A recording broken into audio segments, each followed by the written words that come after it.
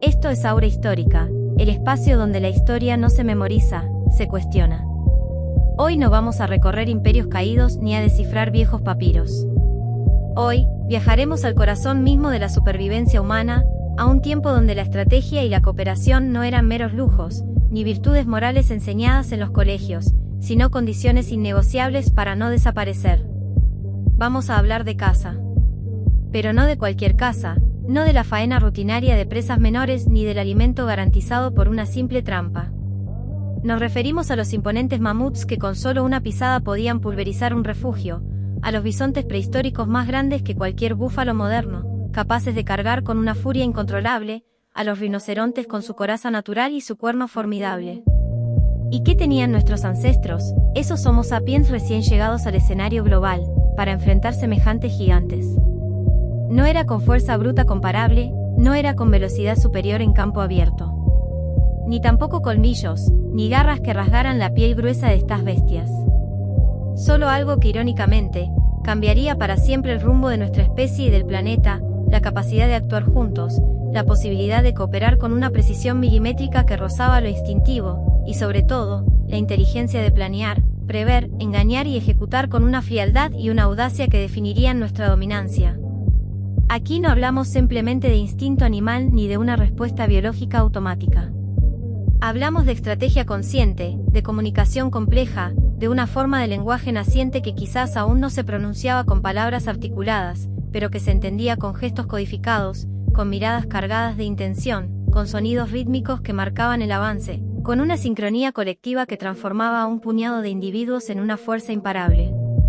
Pensemos en cómo una señal manual o un grito específico podía coordinar el movimiento de 20 cazadores dispersos en un vasto paisaje.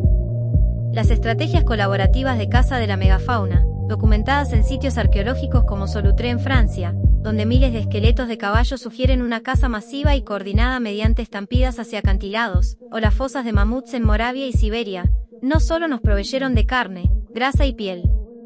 Fueron el crisol donde se forjó el sentido de grupo. Estructuraron roles dentro de la banda de cazadores y recolectores, marcando jerarquías basadas en la experiencia y el coraje, definiendo liderazgos que no eran de imposición, sino de visión y anticipación. Forjaron alianzas entre individuos y entre clanes que trascendían el lazo sanguíneo. Porque para derribar un mamut, un bisonte o un uro, no bastaba con arrojar lanzas de madera, aunque muchas de ellas tuvieran puntas de sílex o hueso finamente trabajadas. Había que leer el terreno con una astucia, conocer cada desnivel, cada ruta de escape del animal. Había que prever su reacción ante la amenaza, anticipar su furia o su pánico. Había que rodearlo en un movimiento orquestado, empujándolo hacia trampas naturales o fosas excavadas con un esfuerzo colosal. Había que coordinar la emboscada con una precisión letal, y lo más crucial, saber quién arriesgaba primero en el ataque frontal para distraer, y quién aseguraba el remate con un golpe certero. Fallar no era solo perder la presa y pasar hambre, era condenar al grupo entero al hambre, al desplazamiento forzado o en el peor de los casos, a una muerte violenta bajo las pezuñas o colmillos del gigante herido. Lo que estaba en juego aquí no era simplemente la comida.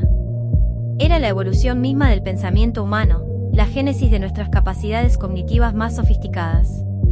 Porque al cazar juntos, los Homo sapiens desarrollaron formas de organización social de una complejidad sin precedentes, y sobre todo, una memoria colectiva y una capacidad de planificación a largo plazo que permitía no solo aprender de los errores pasados, sino también perfeccionar las tácticas para las futuras generaciones. Cada estrategia de caza exitosa, cada fracaso, se convertía en una lección vital grabada en la mente de la tribu. Cada escena de caza, cada expedición y su retorno, era también un escenario de transmisión cultural y pedagógica. Los más jóvenes no solo aprendían técnicas, absorbían el valor, la disciplina y la interdependencia a través del ejemplo vivo. Es en este contexto, en la tensión de la espera, en la liberación tras el éxito, o en el lamento de la pérdida, donde los sonidos rituales que precedían o seguían la caza quizás dieron origen al ritmo primitivo que regulaba el paso de los cazadores, a la danza que imitaba los movimientos de la presa o la coordinación del grupo, y a las primeras narraciones orales que inmortalizaban la proeza, el sacrificio o la lección aprendida. Y esa danza, esos ritmos, esas narraciones, no eran un mero entretenimiento, eran pedagogía encarnada, eran cohesión social en acción, eran recuerdo que forjaba la identidad del clan. Cazar en grupo significó también confiar plenamente, comprender que tu propia vida, la de tus hijos, la de tus ancianos, dependía íntimamente de la ejecución perfecta del otro. Dependía de que tu compañero ejecutara su parte de la emboscada sin vacilar, de que no huyera antes de tiempo por el pánico, de que no fallara su lanzazo en el momento crítico. Y esa confianza no se improvisa de un día para el otro, requiere vínculos profundos, requiere tiempo compartido, requiere historias de éxito y fracaso compartidas que construyen una lealtad inquebrantable. Es la base de toda moralidad grupal, la génesis del altruismo recíproco. De ahí que las estrategias de caza no solo fueran técnicas para obtener alimento. Eran profundamente simbólicas, porque implicaban que el grupo se pensara a sí mismo no como un conjunto de individuos, sino como un cuerpo colectivo, como una inteligencia común que respiraba y actuaba como una sola entidad. Y aquí está uno de los grandes motores invisibles de nuestra historia evolutiva, no la violencia destructiva, como a menudo se nos ha contado en relatos simplistas de la prehistoria, sino la cooperación productiva y eficiente. No la individualidad heroica que se impone, sino la interdependencia silenciosa y eficaz que construye.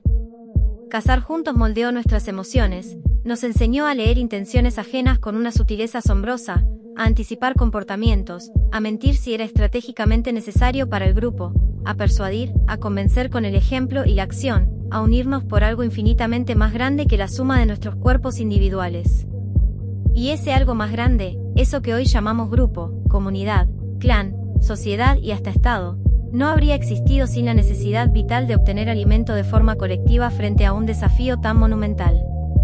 La caza mayor fue el catalizador para la explosión de nuestra inteligencia social y cultural.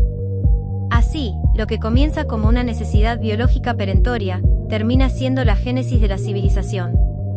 Y lo que era una estrategia de caza se transforma, milenios después, en organización política compleja, en alianzas sociales que trascienden clanes, en rituales religiosos que conectan al hombre con lo trascendente, en narrativas épicas sobre héroes cazadores que se transmiten de generación en generación, cimentando la identidad de un pueblo. Esto es aura histórica. Y hoy, no hemos hablado solo de caza, sino del arte profundo de cooperar para sobrevivir, del momento trascendente en que dejamos de ser individuos dispersos, y unos simples animales sociales más, para convertirnos en la verdadera humanidad. Porque fue cazando juntos, en esa danza mortal del ingenio y del coraje, como comenzamos a pensar no solo como individuos, sino como uno solo. Y quizás, solo quizás, esa fue nuestra primera y más grande victoria evolutiva. Hasta la próxima.